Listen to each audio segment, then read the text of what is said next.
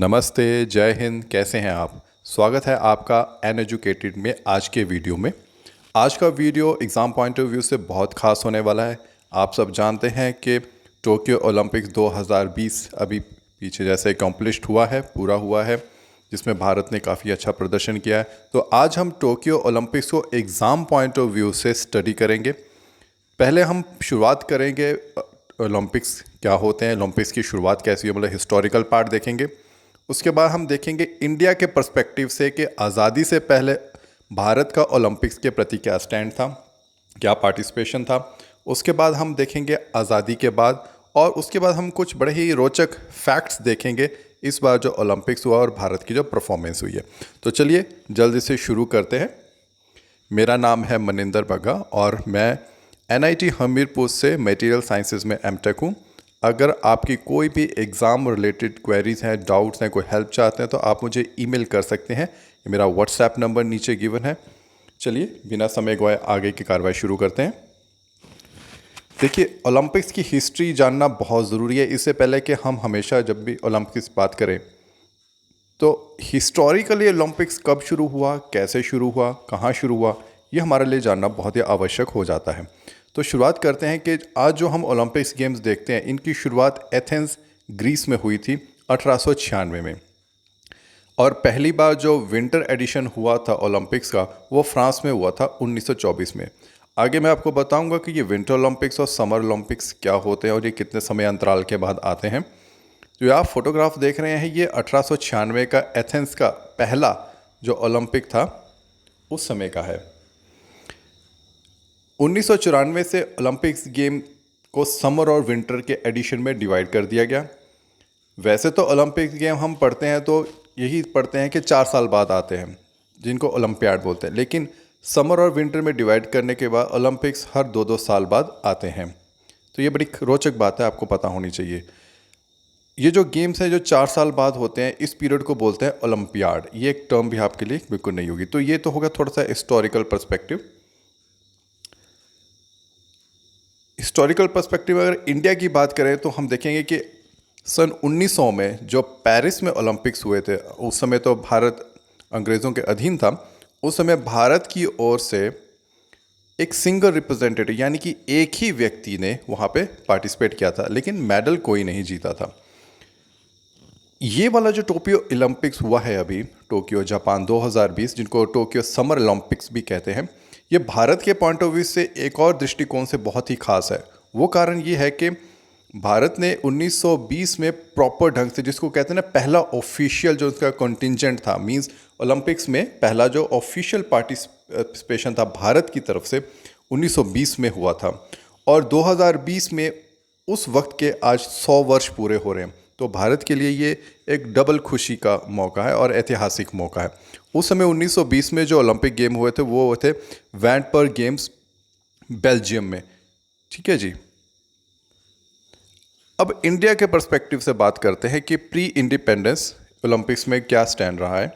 देखिए, भारत का पहला ओलंपिक्स जब अभी हमने देखा पिछली स्लाइड में कि 1900 में पेरिस ओलंपिक्स में भारत ने शुरुआत की। उस समय नॉर्मन पिचर्ड नाम के एक व्यक्ति ने अकेले ही रिप्रेजेंट किया था पूरे ब्रिटिश इंडिया को, और उन्होंने 2 सिल्वर मेडल जीते थे, 200 मीटर स्प्रिंट और 200 मीटर हर्डल रेस के अंदर। उसके बाद सन 1924 में पेरिस ओलंपिक्स में भारत ने पहली बार टेनिस में शुरुआत की, टेनिस में शिरकत की, जिसको डेब्यू बोलते हैं, फर्स्ट टाइम। 1928 का जो एम्स्टर्डम ओलंपिक्स हुआ था, उस ओलंपिक्स में भारत ने पहली बार हॉकी को इंट्रोड्यूस किया गया, मींस हॉकी में भारत ने अपनी शिरकत की और बहुत ही बढ़िया रहा, क्योंकि इसके 1928 से लेकर अगले और 2 ओलंपिक्स तक भारत ने हॉकी में हैट्रिक हासिल की। वो आगे हम डिस्कस करेंगे। प्री इंडिपेंडेंस इंडिया की बात चल रही है, तो ये जो हॉकी टीम थी, मेंस हॉकी टीम इंडिया की, उसके लेजेंडरी जो है श्री ध्यानचंद जी, जिनको भारत रत्न भी मिला है, उनके नेतृत्व में टीम ने 29 गोल स्कोर किए थे और first Olympic gold medal Bharat ने जीता था। तो एग्ज़ाम पॉइंट ऑफ व्यू से चीज़ें बहुत इंपॉर्टेंट हो जाती हैं। इसी जीत को, यानी कि गोल्ड मेडल की जीत को, हमारे जो इंडियन मैन हॉकी टीम है, उन्होंने सन 1932 में लॉस एंजलिस ओलंपिक्स में भी दोहराया और 1936 में बर्लिन ओलंपिक्स में भी दोहराया। और इस तरह से 1928, 1932 और 1936 में एक हैट्रिक क्रिएट की गई इंडियन मैन हॉकी टीम द्वारा।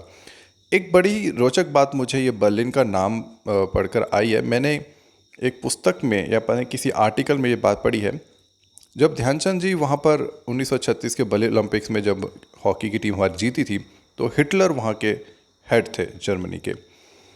तो वो बड़े प्रभावित हुए ध्यानचंद जी से। उन्होंने पूछा कि तुम किस रैंक पर हो। ध्यानचंद जी से पूछा कि भारत में तुम किस रैंक? बोले मैं भारतीय फौज में लांस नायक के रैंक पर हूँ। तो हिटलर ने उनसे कहा जर्मन सेना में शामिल हो जाओ, तुम्हें कर्नल बना दूंगा। तो ध्यानचंद जी ने जो जवाब हिटलर को दिया, उस समय किसी की हिम्मत नहीं थी कि हिटलर को कुछ बोल दे, क्योंकि हम सब जानते हैं कि हिटलर किस तरह से काम करता था। तो ध्यानचंद जी ने उनसे कहा कि भारत बिकाऊ नहीं है। और ये बात जब मैंने पढ़ी तो आई वाज सो शॉक कि यार एक हिटलर जैसे व्यक्ति हो जिससे पूरी दुनिया कांपती है, ये ध्यानचंद जी जैसे एक भारतीय फौजी ने इतनी बड़ी बात कह दी।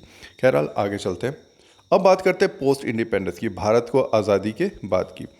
ठीक है, उससे पहले मैं आपको एक चीज़ बता दूं, सन 1940 से 1944 के बीच में ओलंपिक्स नहीं हुए थे वर्ल्ड वार 2 के कारण।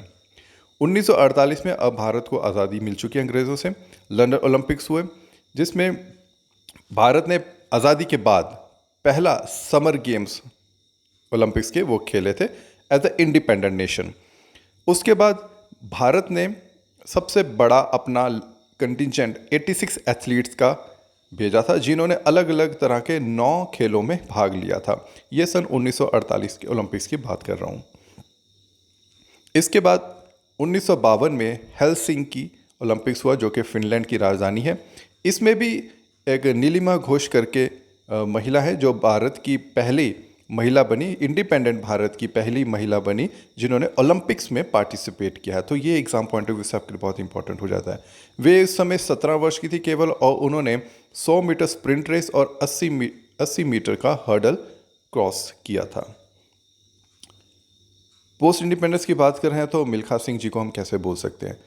यहाँ पे एक बात ध्यान देने वाली है कि मिल्खा सिंह जी ने ओलंपिक्स में कोई मेडल नहीं जीता है, लेकिन मिल्खा सिंह जी ने 1958 के एशियन गेम्स में 400 मीटर में गोल्ड जीता था, जो कि टोक्यो में हुई थी। अब बात करते हैं टोक्यो ओलंपिक्स 2020 के कुछ फैक्ट्स की।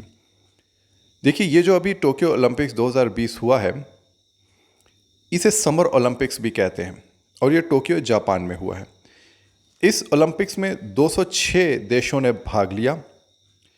इस ओलंपिक्स में 47 टाइप के स्पोर्ट्स थे, जो कि ओलंपिक्स के ऑफिशियल वेबसाइट के अकॉर्डिंग है।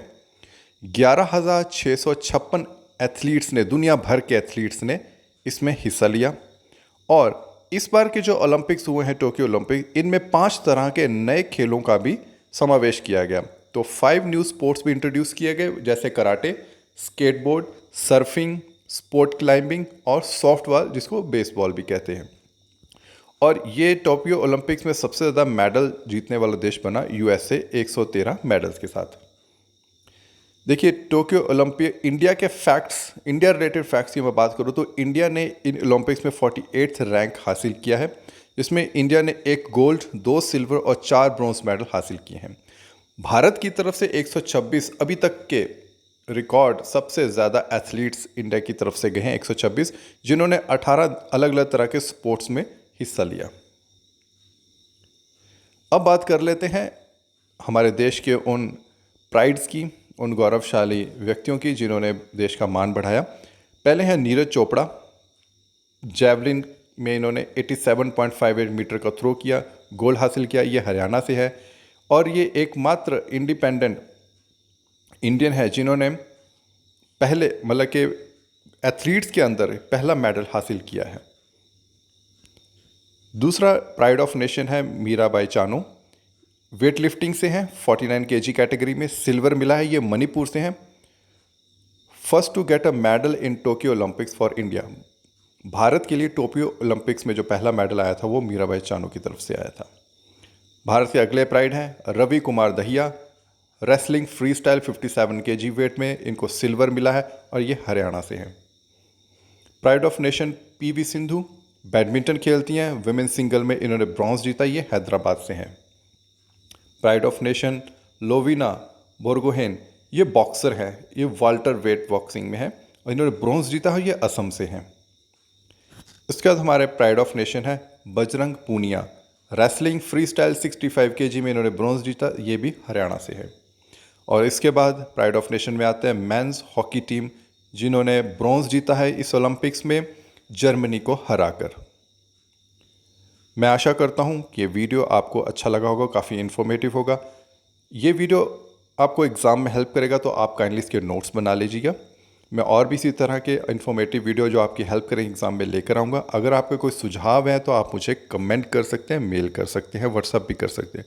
तो काइंडली इस वीडियो को अपने फ्रेंड्स के साथ शेयर कीजिएगा, सब्सक्राइब कीजिएगा चैनल को और लाइक भी कीजिएगा। तो बहुत जल्द मैं एक और करंट अफेयर या वीडियो के साथ आपके सामने हाजिर हो जाऊँगा। धन्यवाद।